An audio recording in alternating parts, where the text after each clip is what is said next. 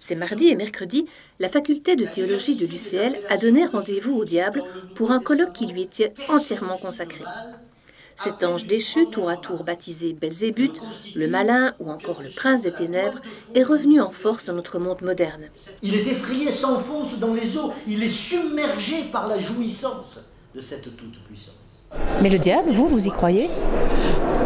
J'y crois si je peux y mettre un autre nom que le diable. Mais dans la conférence que je viens d'entendre, j'ai mieux appréhendé l'idée qu'il faut d'une certaine façon non pas simplement parler du mal dans l'absolu, mais pouvoir l'identifier, le personnaliser avec des mots pour aujourd'hui. Alors si pour une personne le mot diable répond encore, pourquoi pas? Et ce que je vous disais au début, pour moi, j'emploierais plutôt le mot courant souterrain, qui est peut-être une autre façon de dire une part de diable qui est en moi ou une part de mal qui est en moi. Mais pourquoi une telle séduction?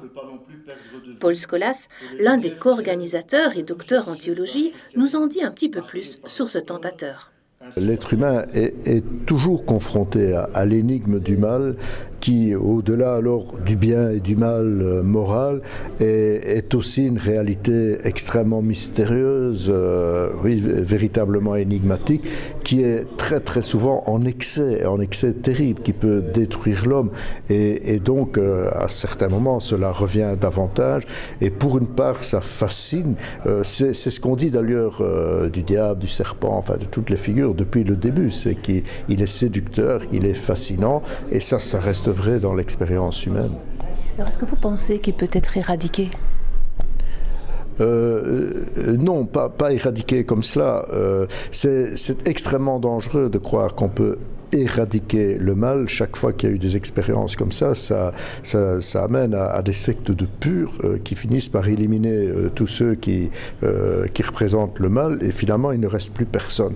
La parabole de l'ivraie du bon grain nous avertit que sur cette terre, dans l'histoire humaine, il y a les deux qui coexistent, qui cohabitent. Alors nous vivons comme chrétiens avec l'espérance et déjà la foi, la confiance en une victoire du Christ mort et ressuscité sur le mal. Le mal n'est pas tout puissant, il est puissant, mais il n'est pas tout puissant, et la puissance de vie de Dieu est plus forte que le mal, mais en même temps nous sommes confrontés à un combat véritable, et ce serait vraiment se prendre pour Dieu ou se croire déjà à la fin des temps que de croire qu'on puisse simplement l'éliminer.